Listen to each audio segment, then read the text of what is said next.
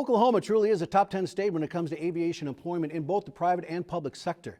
From Tinker Air Force Base in Oklahoma City to the sprawling American Airlines maintenance facility in Tulsa and many others, the aviation industry employing more than 120,000 people in our state.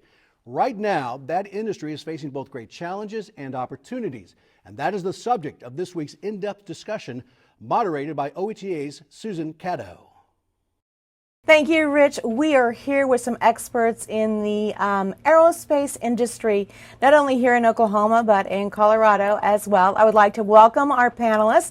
We have Vic Bird, who is the director of the Oklahoma Aeronautics Commission, Grayson Ardies, who's the Deputy Director of the Oklahoma Aeronautics Commission, Todd Cellini, who is the Chief Academic and Operations Officer at Spartan College of Aeronautics and Technology, and right now he's in the greater Denver area. And then we have Dr. Jamie Jacob, who is the Director of Unmanned Systems Research Institute at OSU and a recognized expert in his field nationally. Thank all of you for joining us today.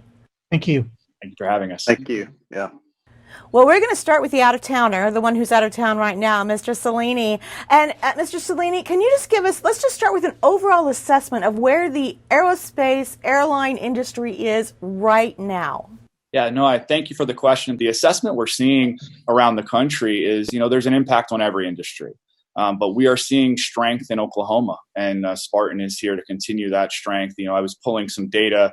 There's 163 jobs nationally available for technicians, pilots right now. We've got unique scrubs that go out and look for job postings. So we're seeing strength. We're seeing quite a few in Oklahoma. As of yesterday, there were 47 unique postings for techs and pilots in the economy with multiple days. So while we're seeing impact, we are still seeing hiring.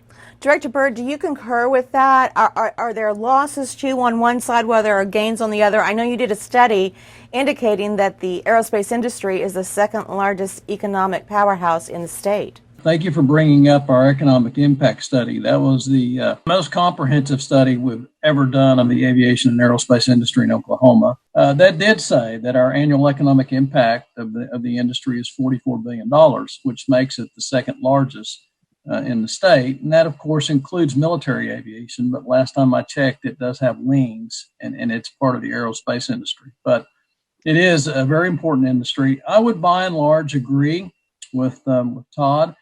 I do think Congress has not been able to reach consensus on a continuance of the payroll protection program. Commercial aviation has been devastated, but probably more than any other sector.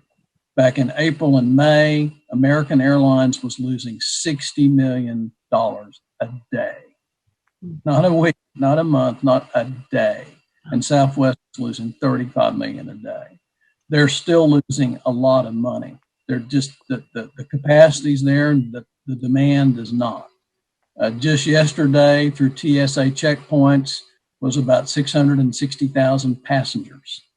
That's 68% less than last year at this time. So it's really tough.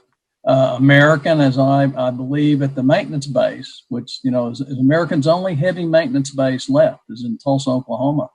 But I know that they've had to furlough, lay off hundreds of employees. Altogether, American's going to have to do that with about 19,000 employees. The same thing's happening with United and Delta. I do think there are some bright spots, but right now it's pretty dismal. I think there'll be commercial aviation on the other side. I do, of course. I think the airlines will be smaller.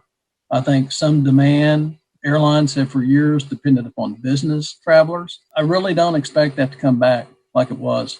Some think maybe it'll come back by 2024. I think what we're on right now, these platforms, business has to look closely. It's bottom line, cutting costs, so forth. Leisure travel and markets for such leisure travel, I think, are going to become much more important. I think our biggest concern really right now is workers are having to go away from the aviation and aerospace sector because of what I just referred to, the impact on commercial aviation, the air transport sector. And when you lose those workers, they usually don't come back. That's gonna create a need. At some point, we're going to need workers. At some point, there'll be the demand again. that still, I think, is several years out there. So when we talk about losing staff, that includes pilots. If we're talking about maybe a third of the air traffic demand that we had pre-COVID, that's a huge impact. So are there jobs for pilots? We normally hear about the flight attendants losing their jobs, but that's impacting pilots too, right? It is. We are losing pilots. Obviously, they were part of the furlough as well. The interesting thing that I think we'll see is that a lot of the retirements and the early buyouts for pilots trying to avoid some of the furloughs and layoffs is going to exacerbate the pilot shortage when we do come back to full strength, or at least closer to full strength in that 22, 23, 24 time period. And so although the demand for pilots and new pilots may not be there right now, as the airline industry gins back up, whenever that might be, you're going to see the same kind of pilot shortage issues that we were experiencing prior to COVID-19. Mr. Cellini, when we talk about the different sectors in the aviation industry, what are those? Well, I think what we're seeing is training in the Department of Defense areas, the aerospace areas, transportation, energy is picking up some of our A&P mechanics. Obviously, pilots are pilots. And I just want to go back to Grayson's point. Boeing just put out a reforecasted report, I think last Thursday, that came out looking post-COVID on what they see, and the demand did not drop significantly at all. I mean, it is still calling for 763,000 pilots, of which I think 208,000 are North American pilots that are going to be needed from 2020 to I think their new study goes through 38. So I think I want to echo what Grayson said. There's going to be short-term impact here, but the long-term need for pilots and techs has not changed significantly. Okay, Dr. Jacob, speaking of sectors, you have a sector unique unto yourself, and I want to dive into that with you. You're at OSU, you are training pilots, but they are not actually inside the planes, they are piloting. What do unmanned aircraft systems, or UAS pilots, actually do? And what types of jobs are available to those pilots in Oklahoma?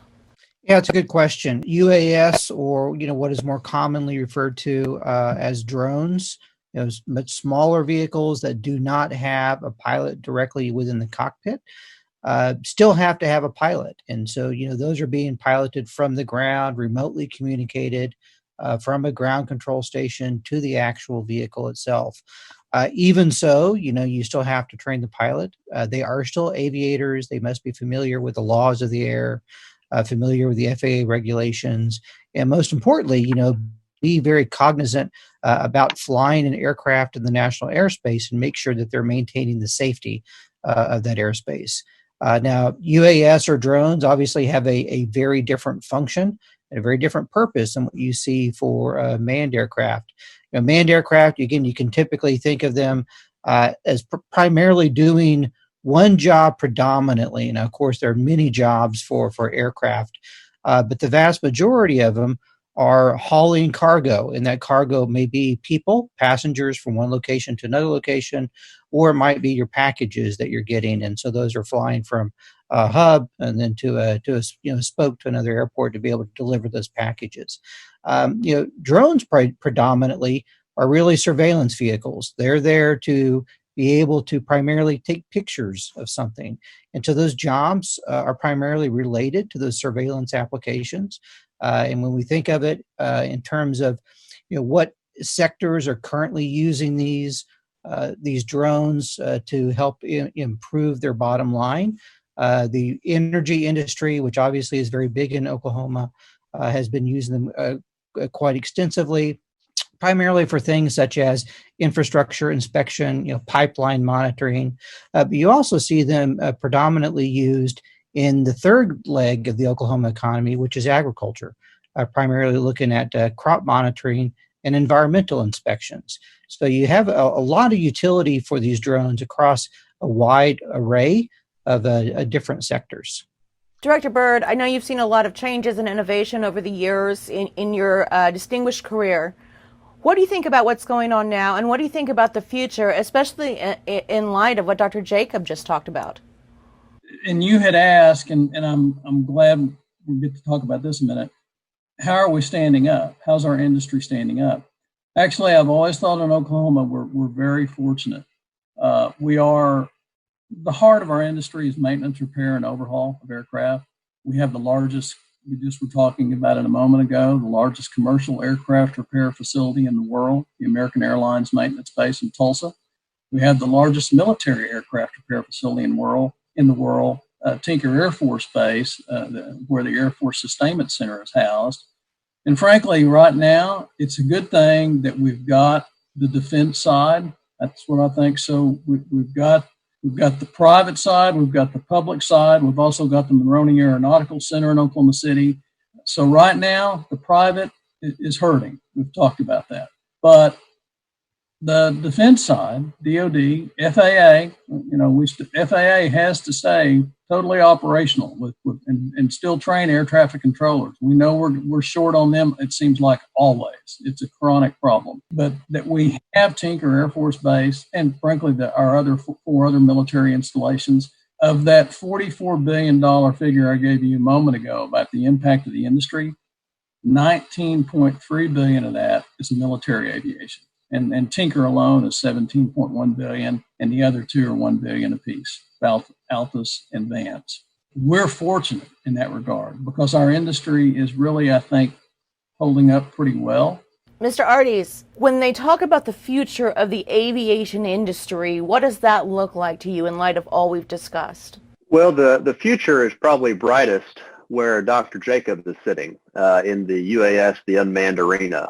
That is, if you think back into the decades of how aviation aerospace has come about, whether it was the invention of the jet engine, the space race, just the beginning of manned flight with the Wright brothers, UAS and air mobility, whether that's manned or unmanned, is going to be the future. That is the technology that's going to be most exciting to young people that want to get into the career, but also just those that may never have even experienced aviation, but all of a sudden will get a package delivered by Amazon or a pizza delivered by their favorite pizza restaurant via drone. And that's, I won't say that's right around the corner, but that's probably within the next 5 to 10 years of becoming somewhat commonplace. When you talk about aircraft and robots and you combine those two together, that gets everyone pretty excited.